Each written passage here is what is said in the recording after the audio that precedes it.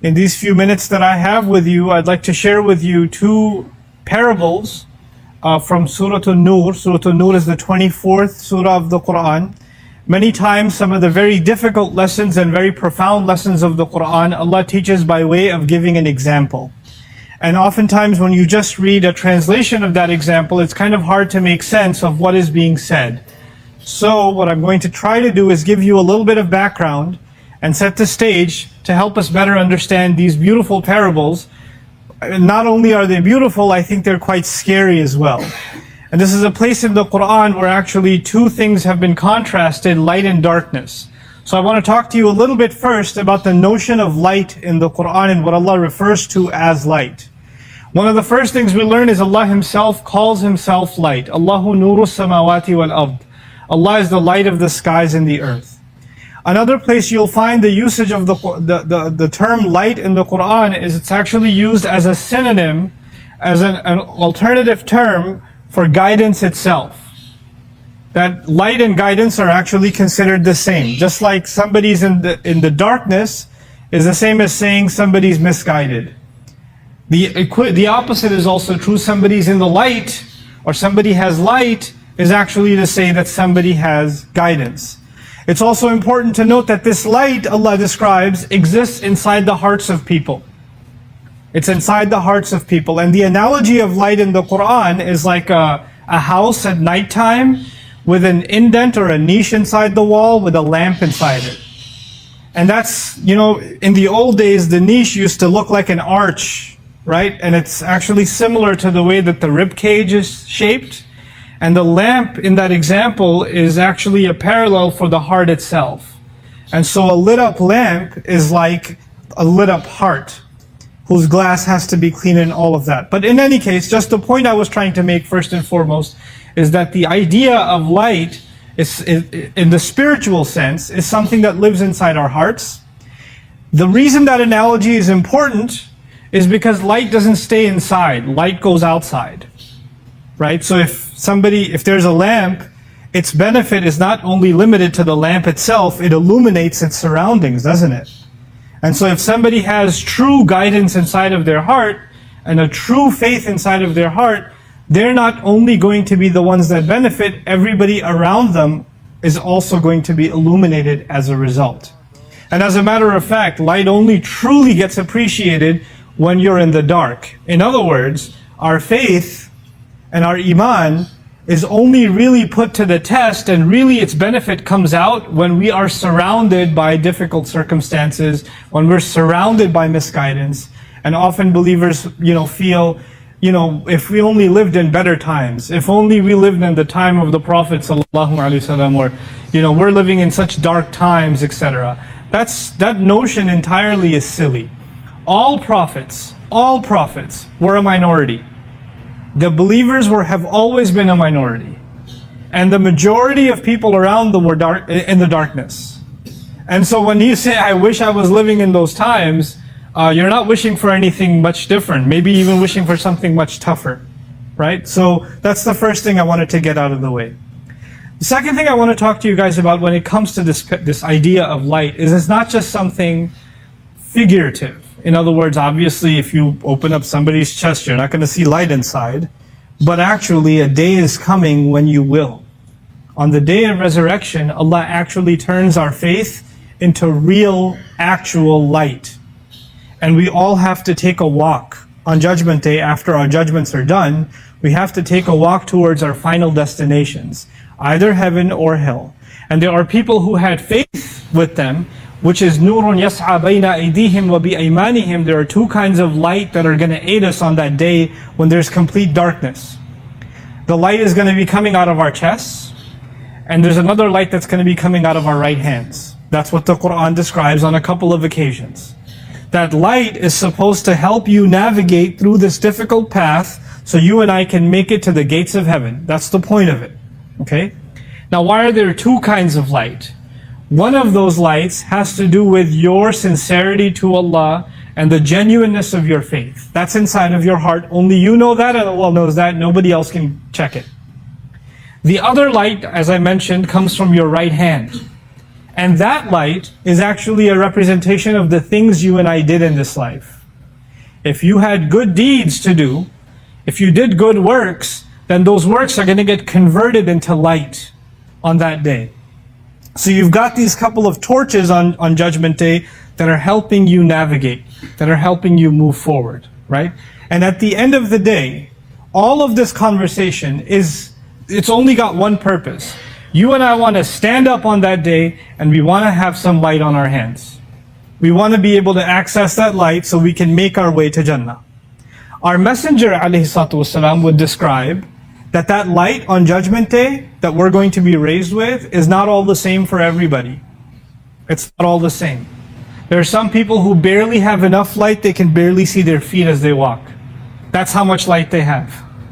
There are those who have so much light that they can see it's as though that you can see from one city to the next one. That's how much light you have. And that depends on the strength and the purity of our faith and the strength of the deeds we left behind, doesn't it?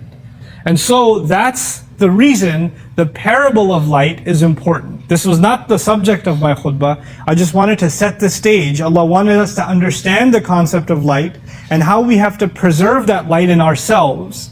And we have to ensure that investment is maintained and not killed before we make it before Allah on Judgment Day. Right now you won't notice it, but on that day everybody's going to be wishing they have it. Now, these two parables that I wanted to share with you, these examples that I wanted to share with you, are actually not about light. They're about darkness. They're at the end, the two tragic cases of people who are not going to have light, or who don't take advantage of the light that they have. And so I'll go through them one by one. Allah describes, وَالَّذِينَ كَفَرُوا أَعْمَالُهُمْ كَسَرَابٍ بِقِيعَةٍ يَحْسَبُهُ الظَّمْآنُ مَاءً. Allah says, as for those who've disbelieved, which can also be translated those who've buried away, meaning buried their light away. That's one of the other ways you can think of the word kufr. Anyway, those who've denied and have been ungrateful and have buried their light away, what about them? Well, they are like somebody traveling in the middle of the day in a desert, and they see a sarab, which means a mirage. So a man is thirsty, a woman is thirsty, lost in the desert, and they're trying to find a place to survive. And of course, in the hot sun, you start seeing waves where there are no waves. Things get a little watery looking in the distance, and that's a mirage. And because you're dying of thirst, you think that's worth something. And so يَحْسَبُهُ الظَّمْآنُ مَاءً, the desperately thirsty one runs towards that water, thinking that it's water. حَتَّى إِذَا جَاءَهُ, until the point where he reaches it. لَمْ يَجِدْهُ شَيْئًا, he found nothing there. It was just sand. It was a false image. فَوَفَّاهُ حِسَابَهُ وَاللَّهُ سَرِيعُ الْحِسَابِ. So Allah, and he will only find Allah there. He was looking for water, and Allah makes a strange turn in the example. He says instead of finding water there, he will find his master there. فَوَجَدَ اللَّهَ عِنْدَهُ فَوَفَّاهُ حِسَابَهُ. He'll find Allah there, and Allah will complete his account there. Allah will give him what he deserves. وَاللَّهُ سَرِيعُ الْحِسَابِ. And Allah is quick in taking the audit. Allah is quick in taking account of all the things you and I did. That's the first example. I haven't explained it yet. I just want you to know what it is first. Now quickly, the second example. Oh, another example. And this is going to be almost the opposite scene. First time we were in the desert, now we're going to be in the ocean. He says, كَظُلُمَاتٍ فِي بَحْرٍ. It's like layers on top of layers on top of layers of darkness out at sea. So we're not talking about the daytime now. We're talking about the nighttime. In the first example, it was clearly daytime because you don't see a mirage at night, you only see it in the day. And now you're out at sea and you're covered in layers of darkness. And then he says, في ظلمات في بحر لجي. Lujji means an ocean that is not merciful, that won't let up. Like the waves are getting violent and you're hoping it was just one bad wave and then things are going to calm down. But no, the waves keep getting worse and worse and worse. Until يَغْشَاهُ مَوْجٌ مِّن فَوْقِهِ. A wave overtakes him. A wave is so huge out in the middle of sea that it crushes whatever vessel he's in, whatever boat or ship that he's in, it's now underwater. And then min fawqihi mawj. On top of that wave that's already slammed you into the water is another wave throwing you deeper inside. Min fawqihi sahab. And on top of that there are thunderstorm clouds. In other words, when the clouds are there, that's an indication a storm is coming, right? People that are experienced at being out at sea, they can see the clouds and know, we gotta get ready, things are about to get ugly. So Allah says that the waves are relentless and the storm's not letting up either. And this person, whoever they were, that poor soul, is being now drowned into the depths of the sea, in the middle of the darkness. And at the end of that parable, what does he say? إِذَا أَخْرَجَ يَدَهُ لَمْ يَكَدْ يَرَاهَا. You're all the way at the bottom of the sea. You can't even try and get up. You try to get up, another wave comes and slams you down. That's the problem. You could try to swim your way off, but there's another wave on top. And so he says, he's so much lost in the dark that when he takes his hand out, لَمْ يَكَدْ يَرَاهَا, it's almost as if he can't even see his own hand. وَمَنْ لَمْ يَجْعَلِ اللَّهُ لَهُ نُورًا فَمَا لَهُ مِن نُور. Whoever Allah didn't give light to, how can they have any light? Whoever Allah didn't furnish any light, how could they have any light? So these, like I said in the beginning, these examples can be confusing. You might say, what does he mean by all of this? But I first wanted to kind of paint this scene for you. These two parables, these two examples, and what they mean in brief translation. Now let's try to dig a little deeper and appreciate what's being said. Basically, in both of these cases, a person is not seeing what they're supposed to. One person's in the middle of day, it's bright outside, and yet they see things that aren't there. They see a mirage, don't they? Which is as good as being blind. You might as well be in the dark because it's not there. What you see isn't there. And in the other case, somebody's in the dark, they're at sea, there's not even moonlight because it's covered by the clouds, there's these waves, you're blind in another way. These are both sides of blindness. But why give two different sides of blindness? Because Allah is describing that on Judgment Day, people are going to come before Him that are, the unfortunate cases are going to be of two kinds. There are going to be two kinds of unfortunate cases. So here's where I'd like for you to pay extra attention, to understand what is going on in these parables. There are people who assume that they are in light. There are people that are like that person out in the desert, surrounded by light. You can't get brighter than the desert in the daytime. So there are people that are in a good environment. They act religiously. They look religious. They talk religious. Their family's religious. Their community's religious. They're involved in the religious sense. They're involved at the masjid. So everything around them, they're not drinking alcohol. They're not in the party scene. They're not at the club. They're not in that scene. They're in a religious setting. They're in a spiritual setting. They're surrounded by light. And a lot of times we assume that people like that are straight one-way ticket to heaven. They're good. They've made it. They've got no issues. But unfortunately, even when you're surrounded by that much light, you know what happens sometimes? You start becoming delusional. You start thinking that the appearance of looking religious, the words that you use that make you sound like you're religious, the outside of your being committed to the faith, you look like you're pretty enlightened, doesn't actually say anything about what's going on the inside. There could be two very different realities. We have, unfortunately, in the Muslim world, this is something Allah comments exhaustively on in the Quran. I'll just oversimplify it for now. Basically what happens is you have people that look very spiritual, very enlightened, very religious, very committed to the faith on the outside.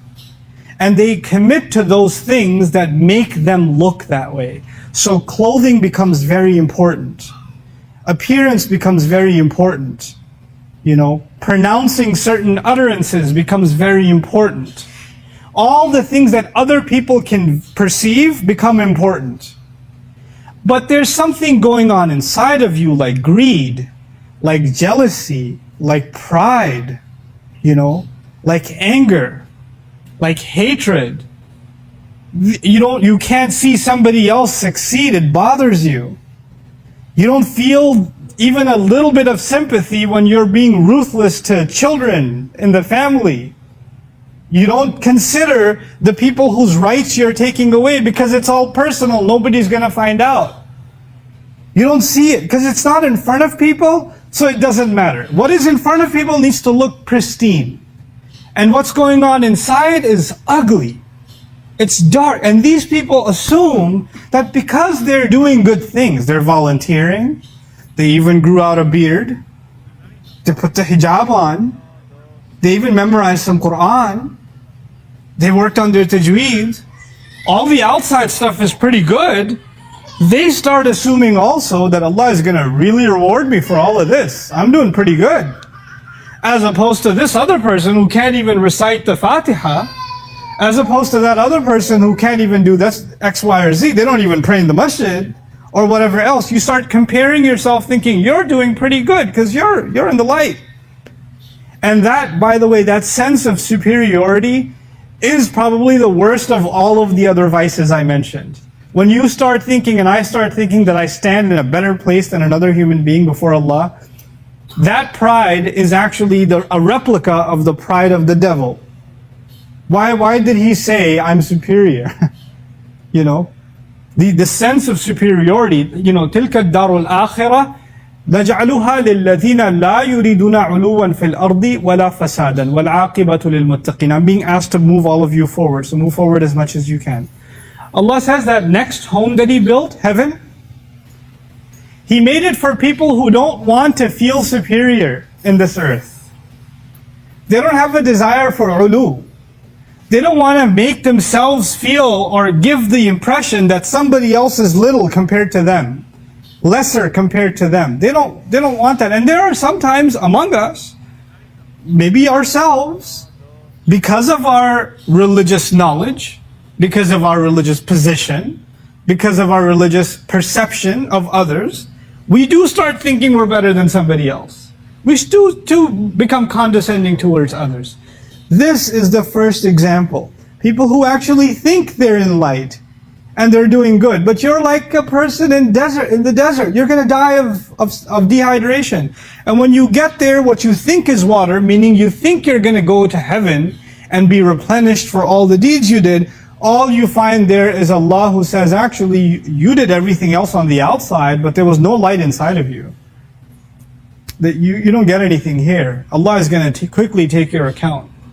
You and I have to become people of introspection. Whether or not people praise you and me means nothing. As a matter of fact, whether or not people criticize you and me also means nothing. You have to be able to ask yourself, if Allah was to ask me right now what I'm doing is right or wrong, am I able to answer Him? Am I doing right by Allah? Because He's the only one I'm going to be meeting at the end of that journey. On the other side of it, there's another darkness. There's another failed, scenario. One of them was people who thought they're doing good and they get there and they find nothing. But the other one is a completely different scenario. And the other one is a scenario of someone, like I mentioned, in the dark. And then they're even pushed into more darkness, and then more darkness, and they're just keep going deeper and deeper. This is actually someone who's not in a good environment. This is someone who's not involved with anybody. They're not even around people who have strong faith. As a matter of fact, all the friends they have make them even a worse person. They instill even worse habits in them. And the environments they put themselves in, the situations they put themselves in, are pure evil. They're pure darkness. But they're addictive also. They keep going to that stuff. They go to those environments. They go to those friends. They go to those dark places. And they can't even help themselves go back over and over and over and over again. And they form all forms of addictions. Addictions to certain kinds of behavior. They form addictions to substances, and they can't let go of that entire scene.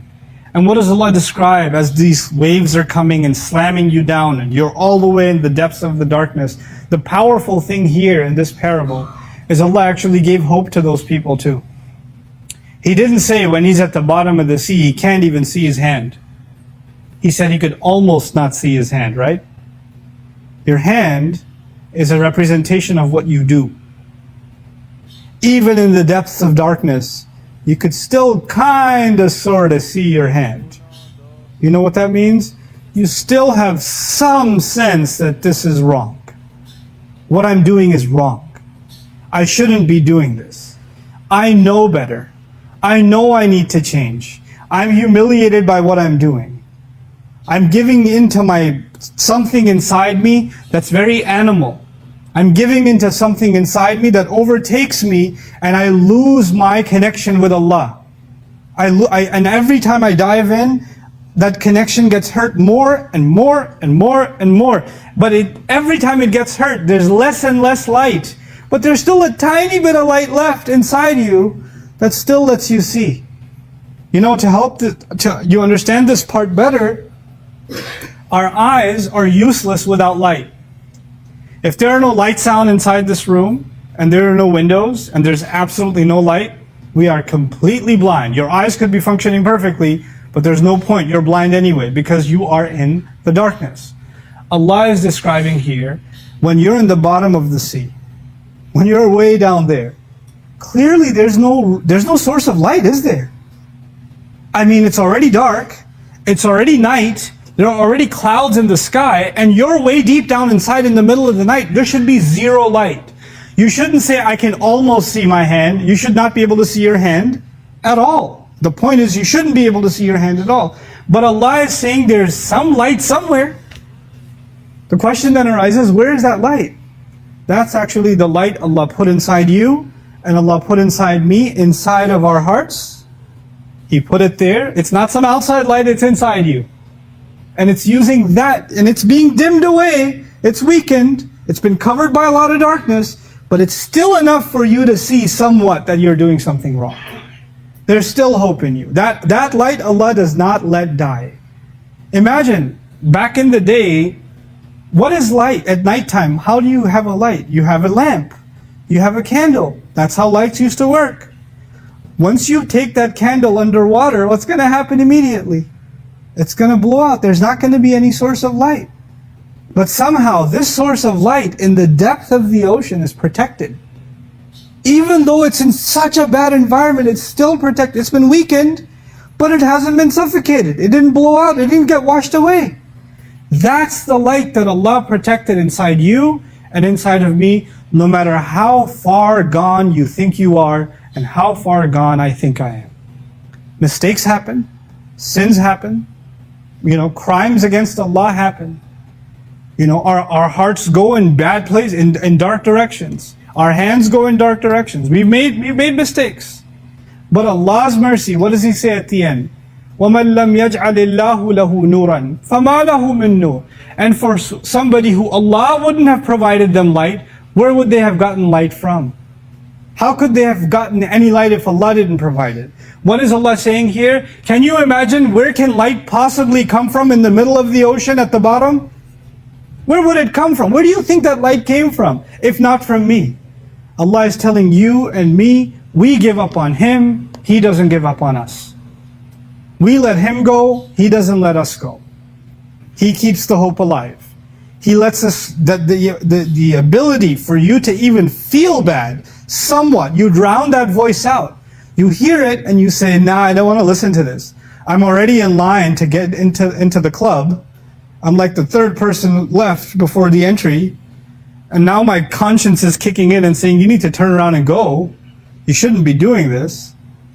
That voice inside you is that little bit of light left.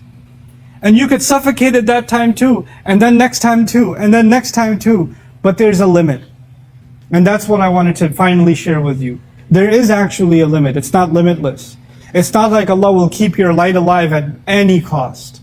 Allah will mention people who are dead already. They're dead already. They have no light left inside them. Allah will mention people whose hearts have turned into stone. And if your heart is stone, that means if there's light inside it, it can't get out. Right? It's dead. There's no way it can get out.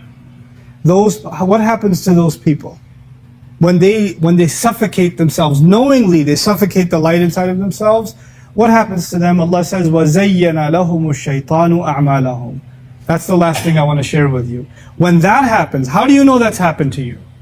You will know that's happened to you when those things that are evil, that even though they're attractive and they're tempting and you're drawn to them, there's still some part of you that feels bad, right?